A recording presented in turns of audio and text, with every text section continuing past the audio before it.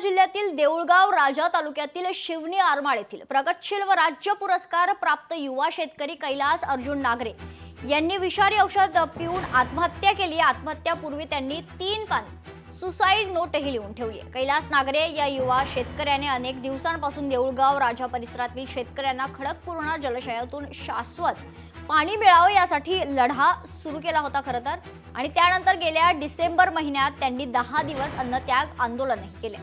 मात्र परिसरातील शेतकऱ्यांना शेतीसाठी पाणी मिळत नसल्याने आत्महत्या करत असल्याचं त्यांनी आपल्या सुसाईड नोटमध्ये म्हटले। दरम्यान आता यावरून विरोधकांनी सरकारवर जोरदार निशाणा साधलाय।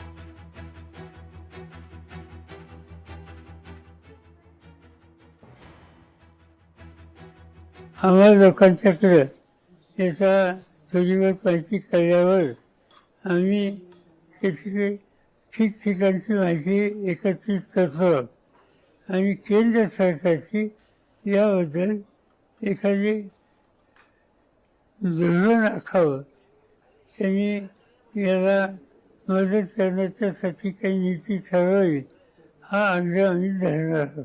राज्याच्या मुख्यमंत्र्यांशी कृषी मंत्र्यांशी अनेकदा संवाद साधण्याचा प्रयत्न केला प्रश्नांविषयी,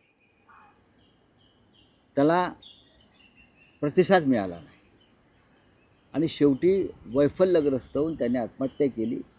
ही फक्त एका कैलासची आत्महत्या नाही, तर सरकारने केलेली शेकडो शेतकऱ्यांची हत्या आहे। त्याच्या माध्यमातून कैलासच्या आत्महत्येचं पातक या सरकारवर आहे आणि या सदोष मनुष्यवधाचा गुन्हा कोणावर दाखल करावा, कैलास यांच्या, त्याचा खुलासा राज्याच्या मुख्यमंत्र्यांनी करणं गरजेचं आहे। युवा शेतकऱ्याला महाराष्ट्र पुरस्काराने सन्मानित करता आणि तो आत्महत्या करतो पाण्यासाठी। सरकारच्या दरबारी चक्रा मारून मारून त्याच्या शेताला पाणी देत नाही, वीज देत नाही आणि त्यामुळे त्याचा पुरस्कार देऊन गौरवण्यात काय अर्थ आहे? म्हणजे एकीकडे शेतकऱ्यांचा सन्मान दाखवायचा, गौरव केल्याचं दाखवायचं आणि तोच शेतकरी आत्महत्या करत असेल तर या सरकारला त्या शेती आणि शेतकऱ्यासंदर्भात किती जाण आहे, भान आहे आणि शेतकऱ्याप्रती किती कळवळ आहे दिसून आलेला आहे। म्हणजे मला वाटतं की महाराष्ट्राच्या इतिहासामध्ये ही एक काळी नोंद आहे या सत्ताधाऱ्यांच्या नावानं लिहिणारी। एका आदर्श शेतकऱ्याची जी आत्महत्या खरं तर मनाला चटका लावणारी आहे। त्यांनी ज्या पद्धतीनं भूमिका व्यक्त केली, या वेदना महाराष्ट्रातल्या सर्व शेतकऱ्याच्या आजच्या घडीला आहे। त्यांनी त्या वेदना आत्महत्या करताना व्यक्त केल्या। सरकारला अजूनही पाझर फुटत नाही अशा प्रकारची स्थिती। सरकार नुसतं घोषणा करत होतं आत्महत्या मुक्त करू, असं करू, परंतु आत्महत्या उलट वाढत आहेत। याला कारण सरकारचं धोरण आहे।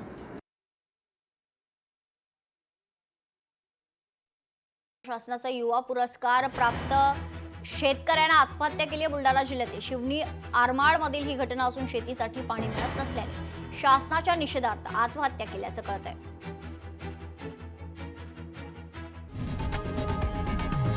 लोकशाही मराठी ऐका, पहा, जागरूक रहा।